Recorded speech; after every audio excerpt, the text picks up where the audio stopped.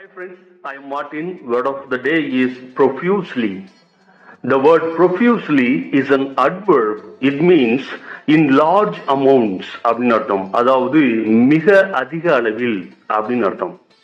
அதாவது ஒரு விஷயம் அளவுக்கு அதிகமாக நடைபெறும் பொழுது அந்த இடத்துல இந்த வார்த்தையை பயன்படுத்தணும்.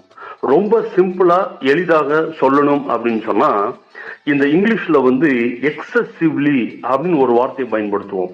அந்த வார்த்தைக்கு பதிலாக இந்த ப்ரொஃபியூஸ்லி அப்படிங்கிற இந்த வார்த்தையை நீங்க பயன்படுத்தீங்கன்னா ரொம்ப சூப்பரா இருக்கும். எனவே இந்த தமிழ்ல அளவுக்கு அதிகமாக அல்லது மிகுதியாக அல்லது கொட்டுகிறது அப்படின்லாம் நம்ம பயன்படுத்துவோம். அந்த இடத்துல இந்த ப்ரொஃபியூஸ்லி அப்படிங்கிற இந்த வார்த்தையை பயன்படுத்தலாம். இதை வச்சு சென்டென்சஸ் சொல்றேன். He sweats profusely அப்படின்னு சொல்லலாம். அதாவது அவனுக்கு அளவுக்கு அதிகமாக வியர்க்கிறது அப்படின்னு அர்த்தம், அல்லது அவனுக்கு வியர்த்து கொட்டுகிறது அப்படின்னு அர்த்தம்.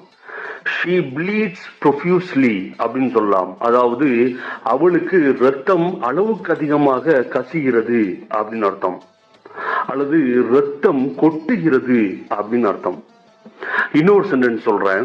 Though she apologized profusely, the management did not forgive her அப்படின்னு சொல்லலாம். அதாவது அவள் அளவுக்கு அதிகமாகவே மன்னிப்பு கேட்ட பொழுதும் நிர்வாகம் அவளை மன்னிக்கவில்லை அப்படின்னு அர்த்தம்.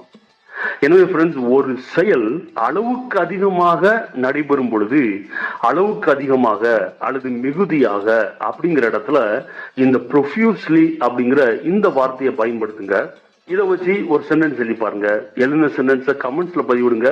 மேலும் உங்க வாழ்க்கையில பயன்படுத்துங்க. இந்த வீடியோவை உங்க ஃப்ரெண்ட்ஸ் ஒருத்தருக்கு ஷேர் பண்ணுங்க. ரொம்ப யூஸ்ஃபுல்லா இருக்கும். Take care. பாய்.